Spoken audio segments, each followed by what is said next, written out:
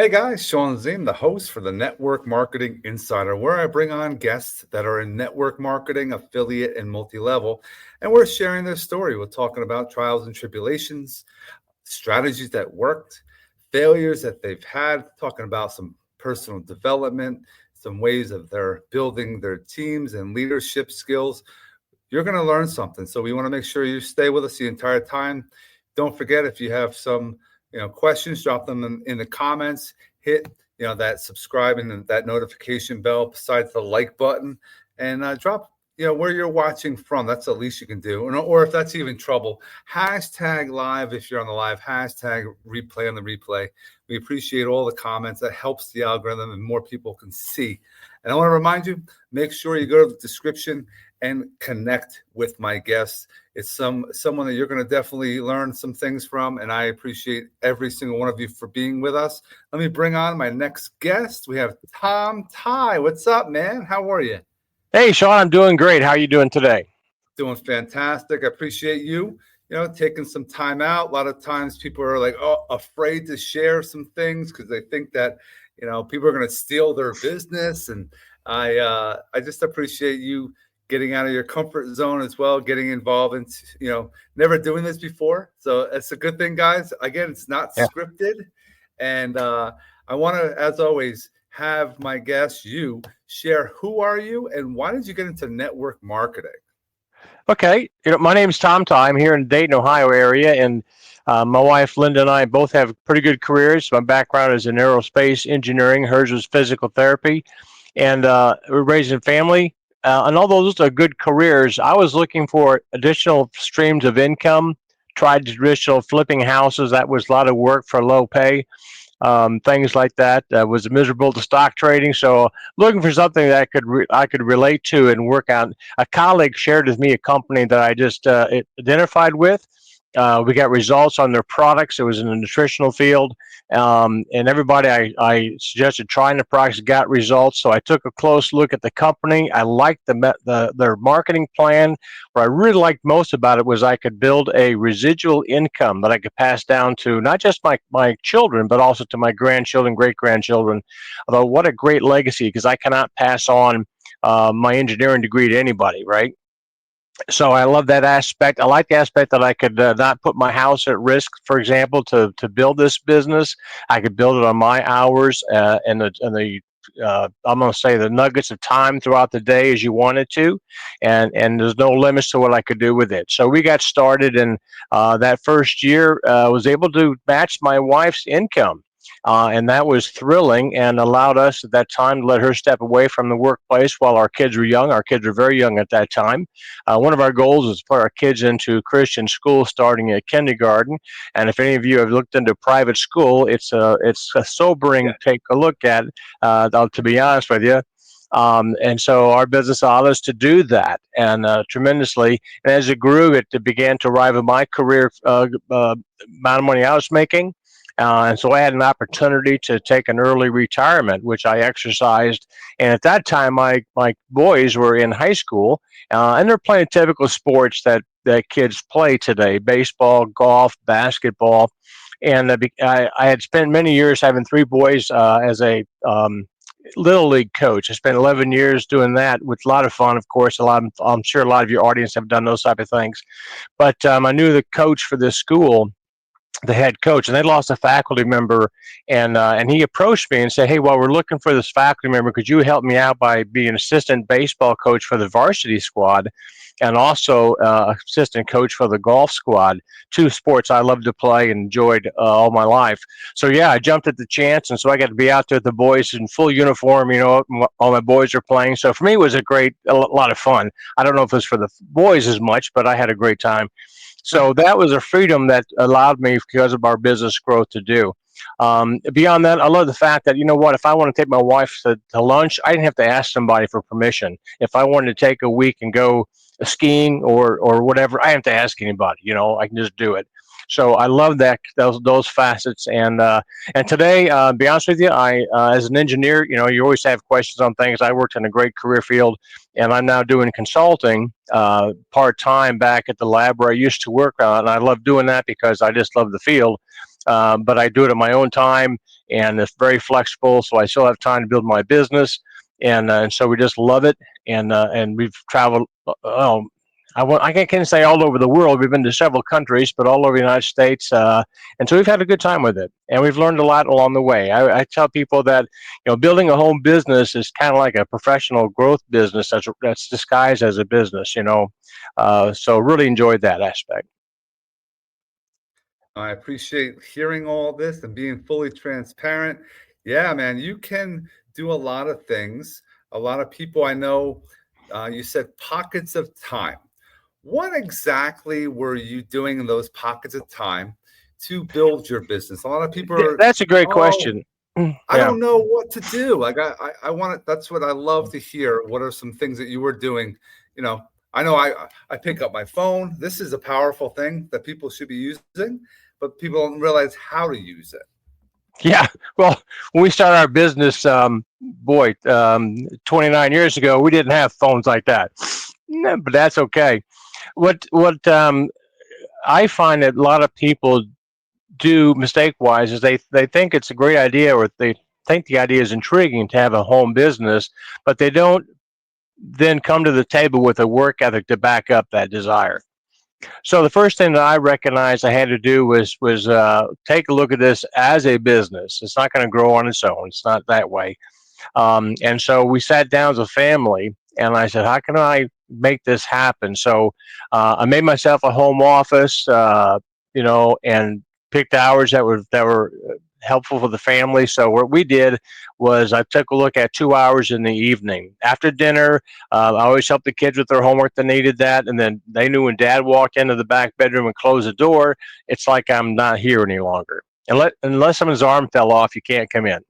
And that 2 hours is mine to, you know, make calls, make follow up calls. I always believe that your fortune's in the follow up, so you better do that.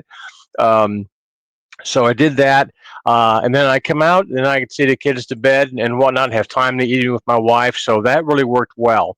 And then at work, I can't do my home business work at work. My employers pay me to do that, but I did have breaks, lunch breaks. So I'd leave the office and go somewhere, and rather than just go into a restaurant and wasting that hour in a restaurant, I'd pack a lunch and I could make phone calls in my car or whatever, and take advantage of that time as well.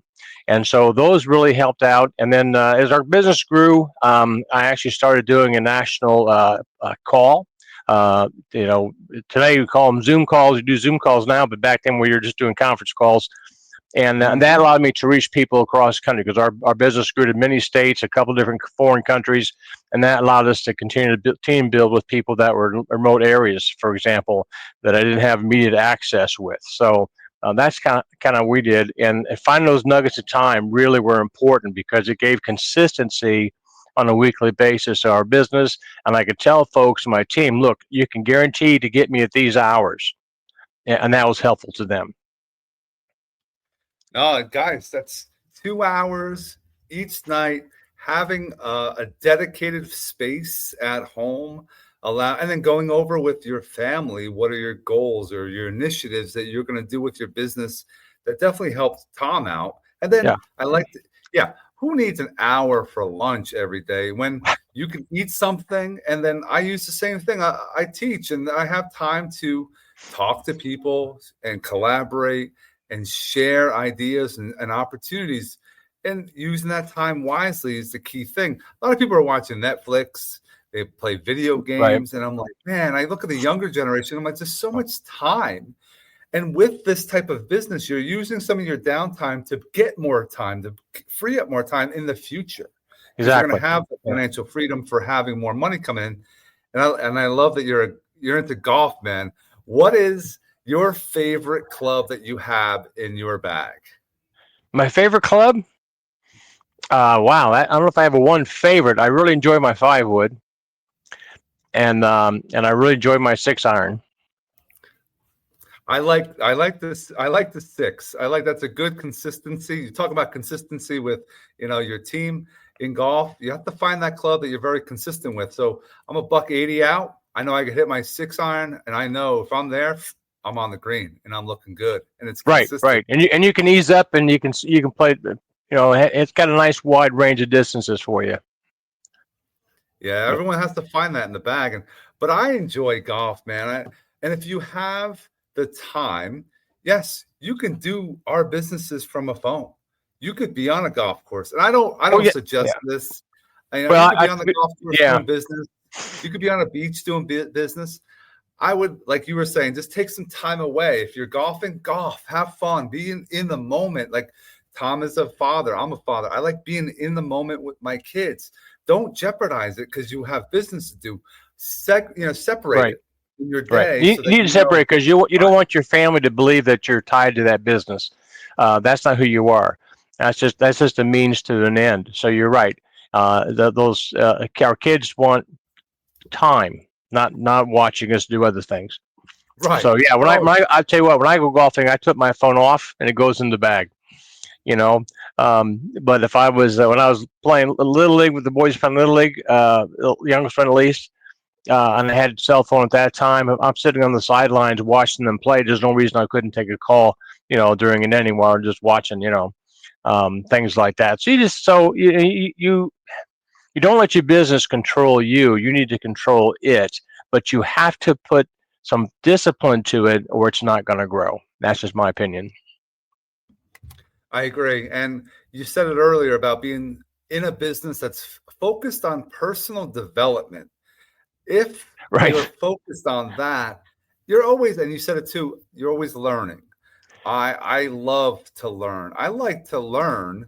And then people are like, what do you do on social media? How do you share all this content? Where do you get all your ideas? It's from learning from others, actually listening. Like I take notes while I'm talking to you. I'm an active listener. It's a skill that people have to learn because a lot Right. of times Right. you're always listening to reply, not to listen to learn. And I'm focused on learning from everyone because I want to build relationships. Guys, if you're trying to get your point across in a conversation, you're not listening to the person at that moment. So it's a key thing to consistently learn from everything you're doing so you can better and grow. Exactly, exactly. And as you're working with people and building your team, as you're working with them, you're developing people skills that get better over time. That's not something you're going to walk out the door and have it, top notch. You're going to develop that as you go, and you're going to turn around one day and realize that you're comfortable speaking with people, you're comfortable handling questions, you don't get rattled. And that just comes with the experience, and you have to go through those steps. Now, talking about a team aspect, a lot of people don't realize network marketing compared to affiliate marketing. Affiliate's just like a link you're giving out to people. Network marketing, you're leveraging other individuals, which is a Correct. powerful thing. But now you have to have those leadership skills. You have to build a team. You got to find the builders out there. You don't need the salespeople. Salespeople fail at network marketing because all they're doing is selling products. They're not selling the team and the system. Because if you get other people buying the product, They- everyone wins more. But some people don't right. have that. They weren't learning this from the get-go. So what are some ways that you've learned in the past, probably some failures on how you build a team? Well, it's a good point you make because most of us come into a home business not with a business background. I came from an engineering background. So when I got started in business, I would try to quote engineer it. Okay. So here's a mistake I did. I was trying to understand the concept of follow up. I didn't know what that meant. And I'm like, I don't need to be followed up with. I'm an adult. I know what I'm doing. So right away, I developed, I think, like 60 retail customers right away. And I thought, okay, I'm going to try this thing out called follow up and see what happens. So I divided them into two groups. This is how silly I did things. 30 of them, I just assumed that they're an adult. They bought the product. They're gonna take care of themselves. I don't have to bother them. I'll give them a call, when it's time to reorder. We'll see how they're doing. The other 30, I did follow up with them, give them a call, see how things are going, answer questions and whatnot. 6 months later, the 30 that I left alone, they were nowhere to be found. you know, um, Yes. Yeah, so I'm like, okay, so people are not always if just because you're somebody who's a self motivator and self starter does not mean everybody is, but does not mean people can't develop into that. So part of what I had to learn to do was realize that I could want it more for you than you want it for yourself, and I can't make you successful. I can only team up with you. So I use a phrase in training, I'll if you want to walk, I'll walk with you. If you want to run, I'll be glad to run with you. But if you're going to stop, I'm sorry, I'm out of here. Okay. And so I like that. when you're building a team, it's like you got to find out what people are looking for. Another mistake I found in our business was that if I just talk only one aspect, I'm cutting them off from making a proper decision. So I need to paint the entire picture to them, and let them tell me what part they might be interested in, and then I can react to that. And it doesn't mean they're not going to ever grow to be interested in the entire thing package, but take care of them and things can happen. So many people are kind of like from Missouri, the show me state. Let me experience it first. If it works for me, I'll consider it. Kind of thing. And other folks get results just hearing stories from other folks. So never Yeah. discount the power of that third party validation. It's dynamite and it's gold. And I don't care how well a good friend of yours are to you, you bring a person that they have no idea who they are. They share a good story they're in. It's just how human nature works. So that's the kind of things you learn along the way. And so you find what works, and you just do it over and over and over again. And don't get ahead of yourself or think you have to reinvent the wheel. You find a system that works and you work the system. Yeah, a lot of people don't have that system. They just wing it. They think, oh, I'm gonna, it might be a free platform, might be $100, might be $1,000. People think, oh, I'm gonna make all this money in the beginning. It's called network marketing. You have to put That's some right. time in. You Yeah, gotta not make self some phone marketing. calls. You gotta do things. You have to learn from what others are doing. Some people have, and you should be getting and gaining traffic. So how do you get traffic? Well, maybe you have a podcast, maybe you're doing video, maybe you're directing people to a website, but it shouldn't be just a website. It should be a funnel that you're getting an email. Once you have that email, now you can follow up with people. We talked about follow up. And if you have that email, that's gold, because now you can send consistent, not just spam. A lot of people spam. They don't Right. give any value. They don't give anything of what, why should I work with Tom? Why should I work with Shawn? There's got to be extra that you're giving. So they're interested. They're going to be motivated on the self-motivation. So they're going to continue on with what we're doing here. Because, yeah, like Tom was saying, those 30 he had out of the 60, 30 of them went away. They need that motivation, need to hear from you. They need to know, they're going to be okay if they continue.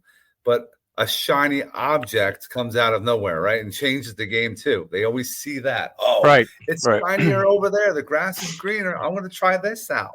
And that's Yeah, another exactly. thing that people, have to kind of get over themselves as well. That happens, and if you built a good relationship with people, this is a business, and I'm sorry, maybe I'm old school, but to me, business is a personal relationship with people. It's not something you do blindly. It's not like Amazon. Okay, I wish I started which I thought of Amazon, but in this business, it's that people need to have that interaction with folks, and it's fun building together. When you find somebody that's on the same page, you're not trying to convince people of what you're doing. You're trying to find people that are like-minded with you already, and it's Yes. a lot more fun. It's kind of like another story I share when I do training. Is if when we were kids, we would get together, backyard baseball right game or football game in the fall, whatever we're doing, right, basketball, and you weren't trying to get Johnny to come out and convince him. You wanted to find Johnny if you wanted to play. Then you're great. Let's go. Let's have a good time. Because you can't drag people to the party. They either going to play or not going to play, and you don't want those people that belong on the bench. So the same thing with this business. You want to find folks that already are looking for something and like what you're offering and are willing to follow that path and go with you. A lot more fun that way.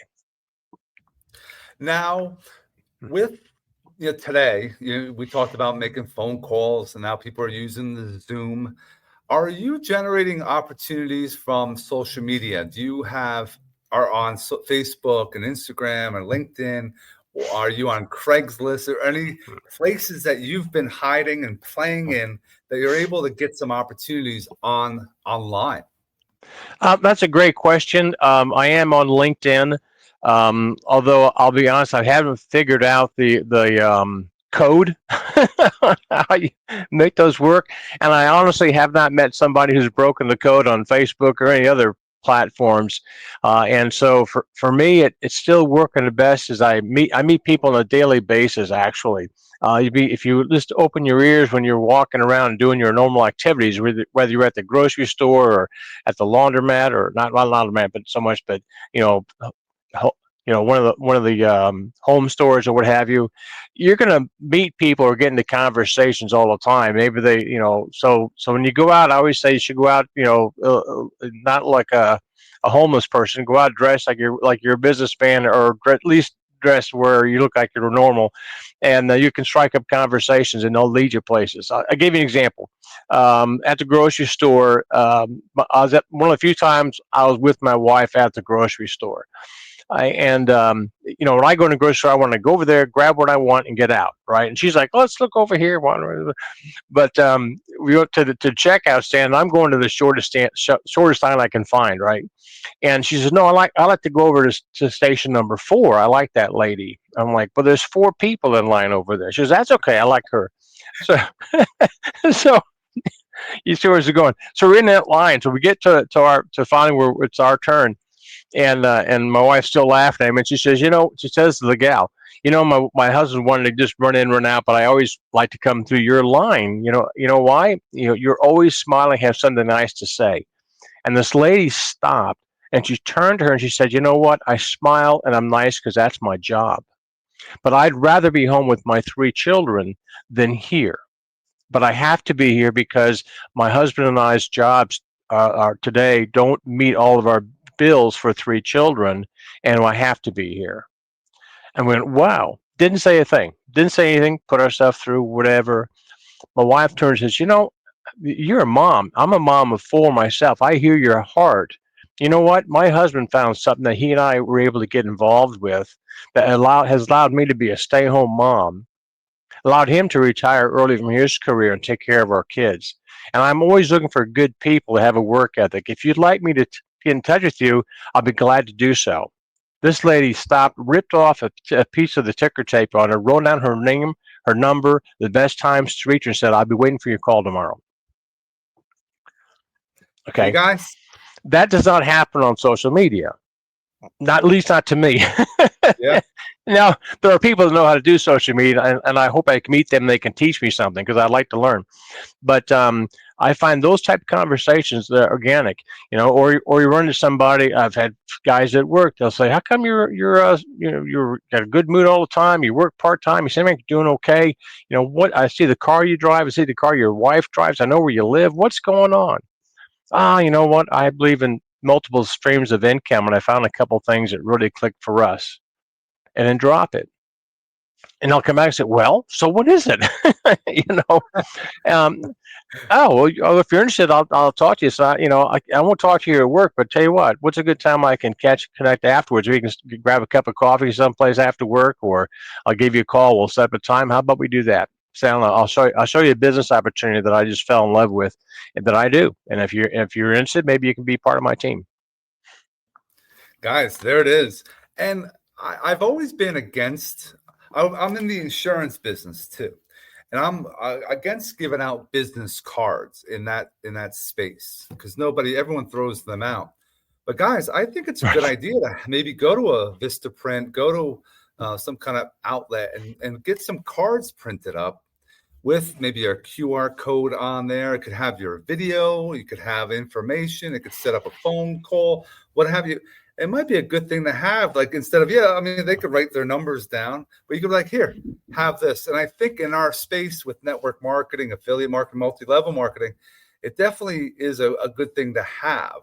Yeah. Because some people are afraid sometimes of scams out there. But you know what? There's scams everywhere. But if you're a genuine person, you're trustworthy, what's the worst thing that's going to happen with a phone call, guys? Having a phone call, sharing your opportunity with them.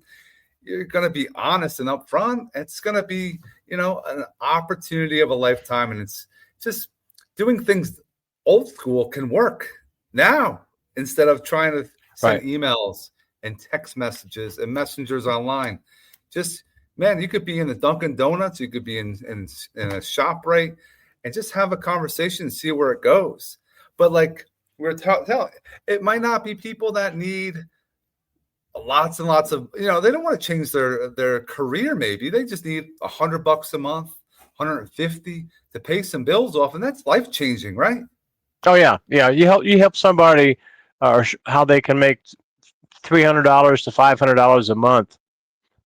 They're going to love you, and that will right there prevent most bankruptcies here in the United States today, and ease off the burden many people feel. So yeah, so it's like um, J. Paul Getty said, right? I'd rather have the 1% of the efforts of 100 people than 100% efforts of my own. So you're looking for folks that can join your team that are going to be self-motivated. Yeah, you got to teach them some things, but they have to be teachable. Nothing more hard than find somebody just pig-headed. You can't get you can't go anywhere. And find out what they're looking for and help them get that. Don't try to put your goals, this is my opinion again, your goals on them. They may not want to leave their career, as you mentioned. They may just want to ease their burden right at the moment. And things may change. Once their kids grow and leave the house, they may want to do something more. You never know. But you know what? I'd love to have 500 people that just love to use the product, and with them and their family. Give me those folks all day long. And all I typically mostly need is 2 to 3 business builders, and you can build a very successful business for yourself. Very, very comfortable business. See that, guys? 2 to 3 business builders. That's what you need. You need people that are hustlers on your team that will, you don't need everybody. Not everyone's the same as you and I, Tom. You need to find replication of who we are so we can continue building our organizations. Right. And that's a key thing, guys. It's something that takes some time. You'll find the ones that help, get that $300 to $500 a month. Then they'll be like, you know what? I got there. I want to go higher now, Tom. I want to go there higher, Shawn. Right. Now you share some other things that help them get to the next level. And then the goal is to work through them as well. So it's, okay, you got them to make $300 to $500. Now you have to get a couple of on their team that do the same thing. And everyone's working together. It's everyone, celebrating. Simply ask them, Shawn, who do you know would like to make $500 a month like you're doing? That you and I can work, show them how to do the same thing. And the type of business that we're running, you earn not only retail profit from customers, but you also earn wholesale profit as you help someone else learn to be successful. So you're not earning it from them; it's from the company, but it offers another income possibility that's not always there with some companies. So you can explain it to somebody and say, hey, we can start and make your 500, 800, by just simply duplicating yourself a couple times over. Who can you and I talk to? Tell me someone nice to talk to. That's true. Someone that's nice, open-minded. They're gonna, take something and run with it as well. I asked you, if you've ever been on a podcast before, and you said this is the first one. How were your feelings leading up to being on the podcast, and then how we just went through one? Well, it's been fine. I've done calls for years with our organization. First, just doing conference calls, and now doing Zoom calls. So it's kind of like podcasts with lots of people, live podcasts, maybe, I don't know. We do them nationally and internationally, so I'm pretty comfortable doing that kind of format. Doing a podcast per se, as this is, that's then put out there. It sounds great.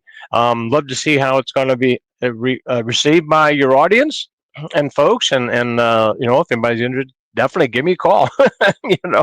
The information will be there. So yeah, it'd be interesting. I'm always willing to learn how to do something new. So this may be something I need to look into further. I don't know. this is just another trick, a strategy, a tip.